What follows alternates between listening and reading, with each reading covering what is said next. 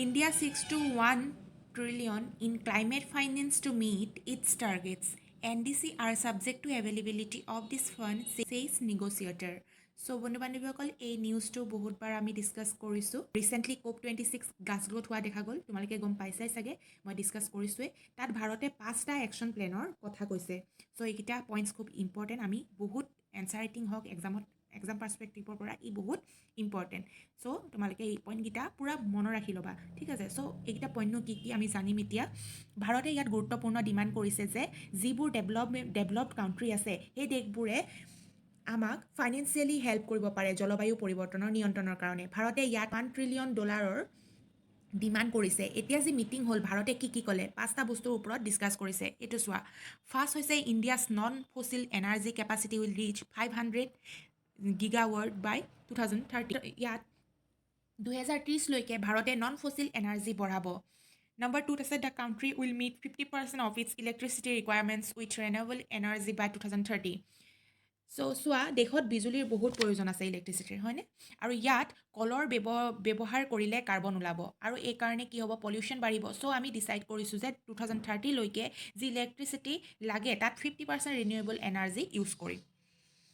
third পইণ্টটো হৈছে it will reduce its total projected carbon emissions by billion tonnes by 2030 2013লৈকে ভাৰতে 1 বিলিয়নলৈকে carbon এমিশ্যনছ কম কৰিব নম্বৰ 4 পইণ্টটো হৈছে India will cut the carbon intensity of its economy to less than 45% ভাৰতে carbon ইণ্টেনচিটিকো কাট কৰিব number 5 পইণ্টটো হৈছে country will achieve net zero' by 2070 so' এইটো এটা গুৰুত্বপূৰ্ণ পইণ্টছ হয় ভাৰতে 2070লৈকে নেট জিৰ'ত উপনীত হ'ব মানে আমি ক'ব পাৰোঁ যে পৰিৱেশ প্ৰদূষণ 2070লৈকে শেষ কৰি দিব পাৰোঁ চ' এই 5টা পইণ্ট খুবেই ইম্পৰ্টেণ্ট তোমালোকে বিভিন্ন এক্সামতো দেখা পাবা আৰু এনচাৰ ৰাইটিঙতো ইয়াক ইউজ কৰিব পাৰিবা চ' এইকেইটা পূৰা মনত ৰাখিবা চ' এইটো এটা আজিৰ গুৰুত্বপূৰ্ণ নিউজ আৰু কাৰেণ্ট এফেয়াৰ্ছ চ' বন্ধু বান্ধৱীসকল আজিৰ ইম্পৰ্টেণ্ট নিউজ এডিটৰিয়েলটো হৈছে undefined role India must be clear on how it wants to save Afghanistan's destiny under the Taliban